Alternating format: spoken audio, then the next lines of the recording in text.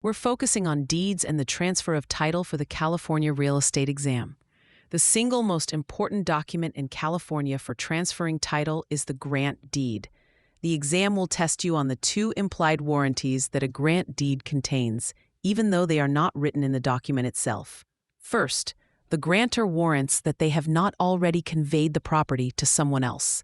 Second, the document contains a signature. First, the grantor warrants that they have not already conveyed the property to someone else. Second, the grantor warrants that they have not already conveyed the property to someone else. Second, the grantor warrants that they have not already conveyed the property to someone else.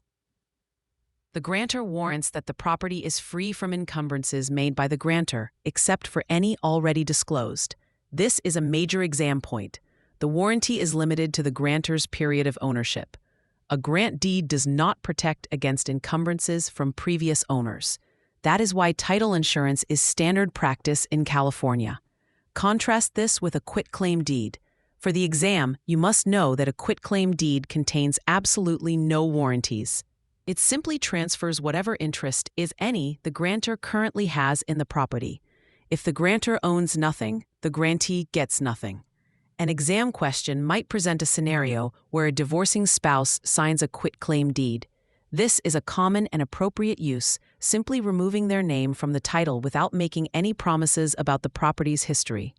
Another key distinction is that a grant deed transfers after acquired title, meaning if the grantor doesn't own the property at the time of the grant but later acquires it, the title automatically passes to the grantee. A quitclaim deed does not do this. To be valid, any deed in California must be in writing, identify the grantor and grantee, contain a granting clause with words of conveyance like "I hereby grant," have an adequate description of the property, be signed by the grantor, and be delivered and accepted. An exam trap is to ask if a deed must be recorded or acknowledged by a notary to be valid. A deed does not need to be recorded to be valid between the parties. However, to provide constructive notice to the public, a deed must be recorded, and to be recorded, the grantor's signature must be acknowledged. Constructive notice means that once a document is recorded, the law presumes the public knows its contents. Delivery and acceptance are also crucial for a deed's validity.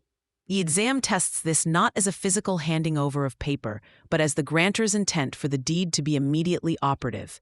If a grantor gives a deed to someone to hold until the grantor's death, there is no legal delivery because the intent to immediately pass title is absent. The documentary transfer tax is another tested concept.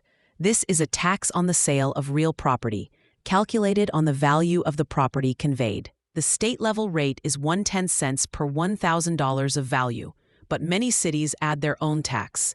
The exam might ask you to calculate this, but more likely, it will test the concept that the tax is based on the consideration, excluding any existing liens or encumbrances that the buyer is assuming. Finally, the exam distinguishes between real and personal property transfer documents. A deed transfers real property. Personal property included in a sale is transferred using a bill of sale. A common trick question involves a scenario with both real and personal property, testing whether you know a bill of sale is required for items like furniture or equipment. A simple way to remember the core deed difference is this phrase: "I grant you my word, but I quit making promises." This helps cement that a grant deed comes with warranties, while a quitclaim deed does not. For free practice questions, AI-powered explanations, and more exam prep tools, visit openexamprep.com. That's openexamprep, all one word, .com.